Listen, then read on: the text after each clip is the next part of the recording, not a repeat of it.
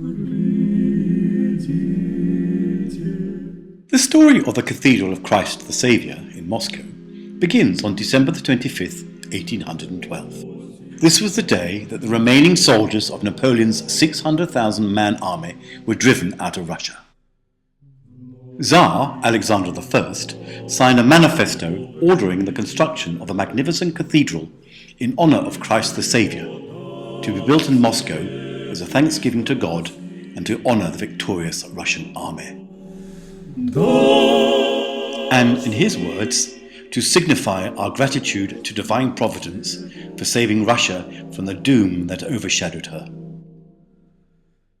The place chosen for the cathedral was on Sparrow Hills, the highest point in Moscow. Architect chosen was Alexander Lavenchevich Wittberg. His design called for a neoclassical building laced with Masonic symbolism. Work began on October the 12th, 1817, 5 years after the French entered Moscow, when the first cornerstone of the cathedral was duly blessed. However, work ceased when unsteady foundations and underground waters made this site unfeasible. On December the 1st, 1825, Alexander I died. He was succeeded by his brother, Tsar Nicholas I. Being profoundly orthodox and patriotic, the new Tsar disliked the original design for the cathedral. He therefore commissioned the eminent architect Constantine Thon to create a cathedral, taking as his model the Hagia Sophia in Constantinople, the spiritual home of orthodoxy. April the 10th, 1832, the new design was approved by the Tsar, who chose the new site personally, on the banks of the river Moskva, close to the Kremlin. The Alexeyevsky Convent and Church of All Saints, that was located on the chosen site, had to be dismantled. Cornerstone was laid on September the 10th, 1839. The cathedral took 40 years to build, emerging from scaffolding in 1860. The interior decoration, murals, paintings and decorative stonework taking a further 20 years to complete. The cathedral was finally consecrated on the 26th of May 1883, the very day Alexander III was crowned Tsar of all the Russias. Regular services were conducted in the cathedral from this time. All important church and civic events were marked in the cathedral.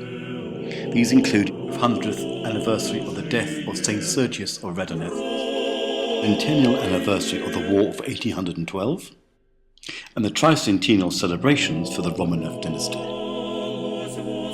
Following the years of war and revolution, the cathedral became a visible symbol of the Orthodox faith, a reminder of national glory and honour, and a witness to many historical events.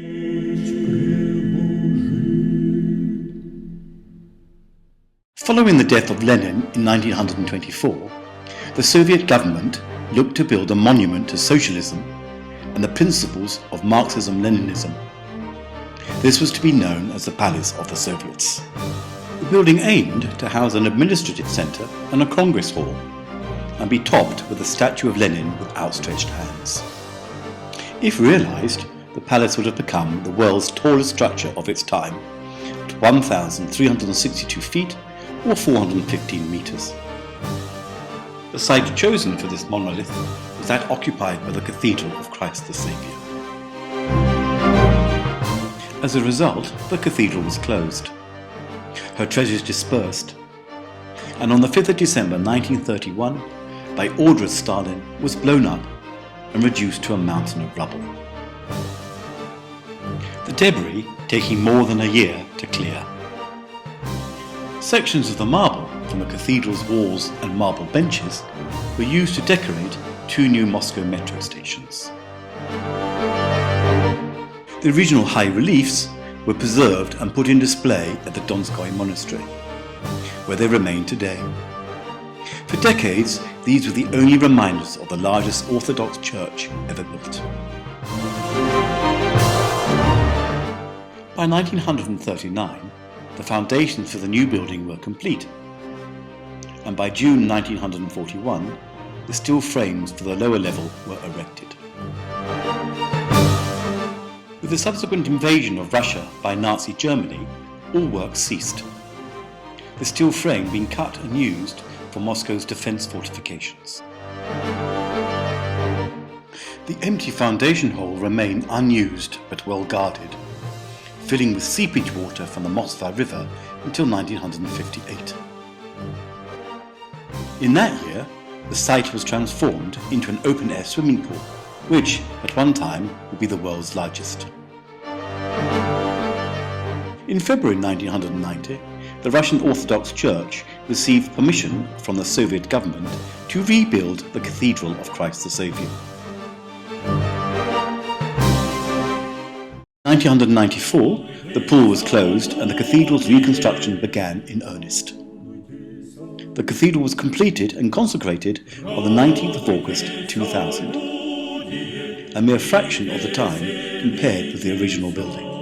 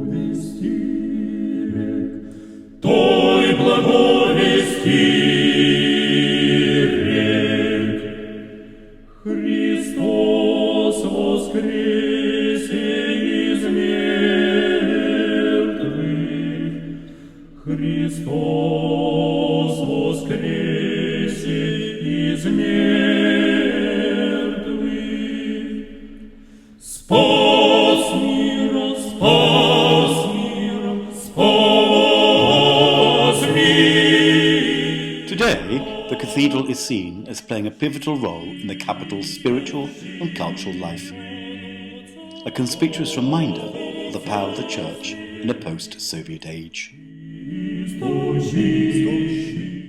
This is given credence by the continuing political support for the Patriarchate, from celebrating Divine Liturgy, lying in state for President Boris Yeltsin, Easter service with the Prime Minister and the President of Russia, to the recent veneration of the belt of the Most Holy Mother of God. Maybe now the future of the cathedral's place is assured in the minds and hearts of the Russian peoples. History will surely tell.